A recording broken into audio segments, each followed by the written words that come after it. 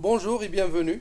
On se retrouve aujourd'hui pour une nouvelle leçon à propos du langage Java. Aujourd'hui, nous allons voir les variables Java. Les variables et opérateurs Java. On commence par les variables. Les variables Java sont classifiées en plusieurs types. Il y a le type booléen, un booléen d'ordre 2 en réalité, qui ne pourra prendre que les valeurs true ou false. C'est une variable logique. Elle prend les valeurs vraies ou faux. True, c'est vrai. False, c'est faux. Il y a aussi le type byte. Byte, c'est un entier relatif très court, compris entre -128 et 127. Donc si on a besoin d'utiliser des petits entiers, on utilise byte. Il vaut mieux utiliser byte pour ne pas occuper trop d'espace mémoire. Il y a aussi le type short, un entier relatif court, compris entre -32 768 et 32 767. Il y a aussi le type int, un entier relatif compris entre -2 milliards 147 483 648 et 2 milliards 147 483 647 483 647. Il y a aussi le type long, un entier qui prend des valeurs plus grandes que int. Il y a aussi le type float. Float, ça représente les nombres décimaux, c'est-à-dire une variable du type décimal, un nombre avec virgule. Il y a le type double, un nombre décimal à double précision, c'est-à-dire le nombre de décimales qui se trouve après la virgule pour un double, c'est le double du nombre de décimales qui se trouve après la virgule pour un float. Il y a aussi le type char, ça représente un caractère. Et il y a aussi le string qui représente les chaînes de caractères. Nous allons commencer par quelques exemples simples. Je vais déclarer une variable du type entier, int.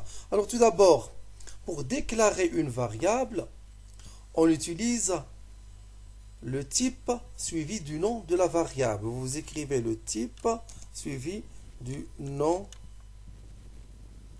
de la variable. Il me souligne en rouge, c'est pas correct, mais quand j'utilise à la place du type int, il ne va pas me souligner en rouge. Type. Donc, pour déclarer une variable, on doit tout d'abord indiquer le type et ensuite le nom de la variable. Par exemple, une variable du type int, je dois mettre int, comme ça. Int et le nom de la variable. Je peux mettre une valeur, ou bien je peux mettre directement point virgule, c'est-à-dire variable qui n'a jusqu'à présent aucune valeur, mais je peux mettre int x égale 13 par exemple. Un entier égale 13. Je déclare une autre variable du type int. Je déclare une autre variable, par exemple int y égale le double de x, 2 étoiles x. Donc j'ai maintenant deux variables. La première x égale 13. La deuxième va prendre la valeur 2 fois 13 qui est 26. J'affiche maintenant les résultats. System.out.println. La valeur de x est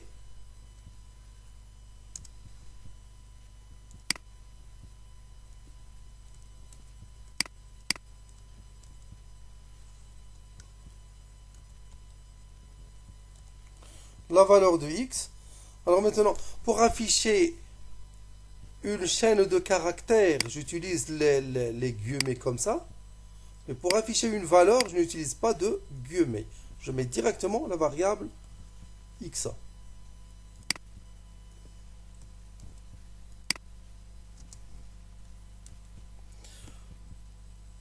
je vais aussi afficher la variable y, la valeur, ou bien la valeur du, je vais mettre la valeur de y, ou bien le double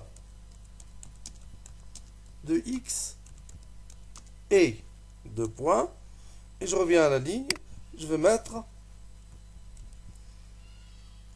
system.out.println y, et j'exécute. Regardez, il me met la valeur de x est 13, le double de x est, j'ai mis ici le double de x est, system.out.println y, et il me met directement 26, c'est le double de x, parce que y égale 2 étoiles x. Je peux aussi afficher autrement les résultats. Je ne vais pas reprendre system.out.println x. Je peux mettre directement ici le x. Je ne peux pas le mettre ici parce que si je le mets ici, il ne va pas être interprété. Regardez, quand je mets x ici, j'exécute. La valeur de x est x. X est maintenant une chaîne de caractères. Il ne représente pas une variable int. Donc je dois le faire sortir des guillemets. Je le mets ici, mais je vais mettre un symbole de concaténation. Concaténer deux choses, c'est les mettre l'une à côté de l'autre. Symbole de concaténation, je fais ici plus, comme ça. Plus x. Plus, ce n'est pas l'addition, mais ça joue ici le rôle de concaténation. Quand on a deux variables x et y, quand on met x plus y comme ça, x plus y, il va maintenant faire la somme de x et de y. Mais quand je fais la valeur de x et plus x, il va concaténer cette chaîne de caractères à la valeur de x. C'est-à-dire, il va mettre cette chaîne de caractères et juste après, il va mettre la valeur de x. Il va lire la valeur de x. De même ici, on va afficher la valeur de y. Le double de x est, on va mettre ici plus y. Et j'efface cette ligne-là.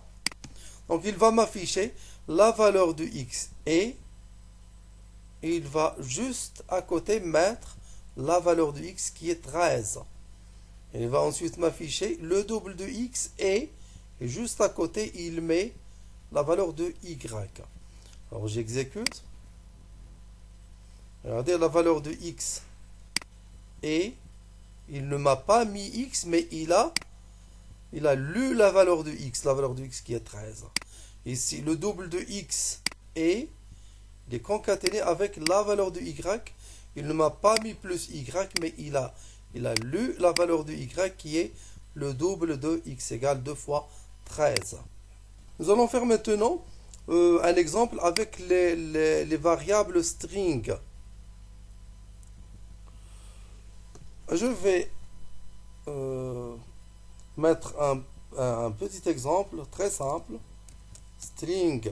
Pour déclarer une variable string, on utilise le terme string ou bien le mot-clé string. String suivi du nom de la variable. Par exemple, ma voiture. Je définis une variable string appelée ma voiture égale Renault.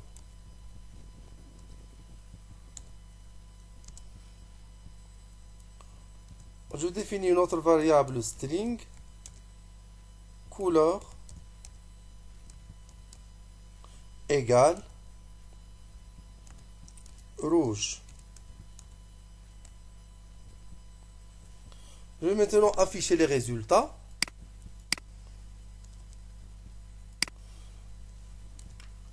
La marque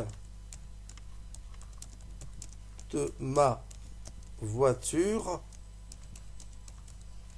et je vais mettre plus ici joue le rôle de concaténation ma voiture.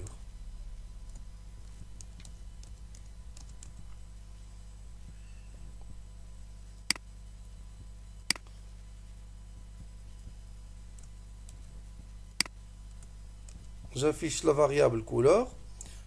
La couleur de ma voiture, la couleur de ma voiture est plus couleur.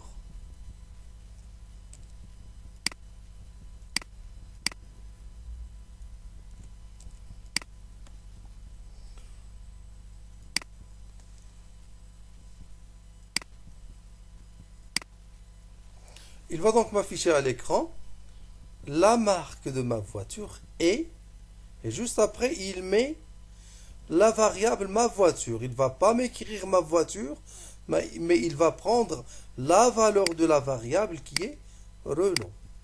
Il va prendre la valeur de la variable. Et ensuite, la couleur de ma voiture est, ensuite il affiche couleur. Il ne va pas afficher couleur, mais il va afficher rouge, la valeur de la variable. J'exécute. La marque de ma voiture est Renault. Regardez, il ne m'affiche pas ma voiture, mais il interprète la variable string qui est Renault. Il m'affiche la marque de ma voiture est Renault. La couleur de ma voiture est rouge.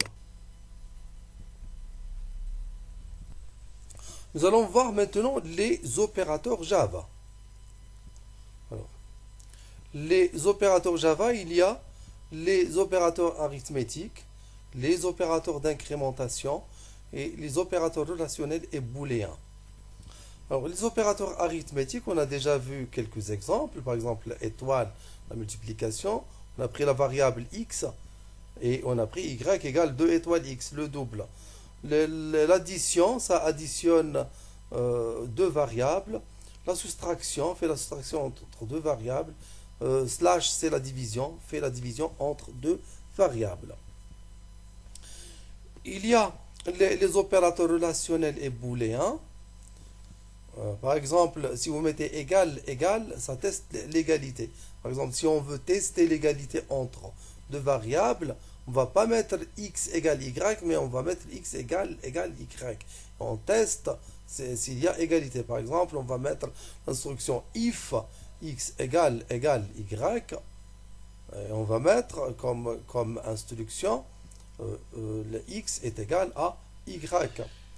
Le symbole point d'exclamation suivi de égal, ça représente le symbole différent. Ça, c'est le symbole supérieur ou égal, inférieur ou égal, supérieur strict, inférieur strict. And, c'est le et logique. Deux slash comme ça, vertical, ça représente le ou logique. Les opérateurs d'incrémentation. Java fournit des opérateurs d'incrémentation. X++ permet d'ajouter 1 à la valeur x. Par exemple, si vous prenez x égale 5, vous introduisez l'instruction x++ et il va remplacer x qui égale 5 par 6. Il va ajouter 1. Quand vous mettez x moins, ça retranche 1 de la valeur de x. On va faire quelques exemples simples.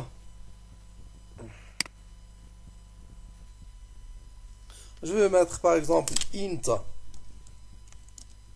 x égale 7. Je vais mettre x plus. Maintenant, le x sera automatiquement remplacé par 7 plus 1 qui égale 8. Je vais afficher la valeur de la variable system.out.println. La valeur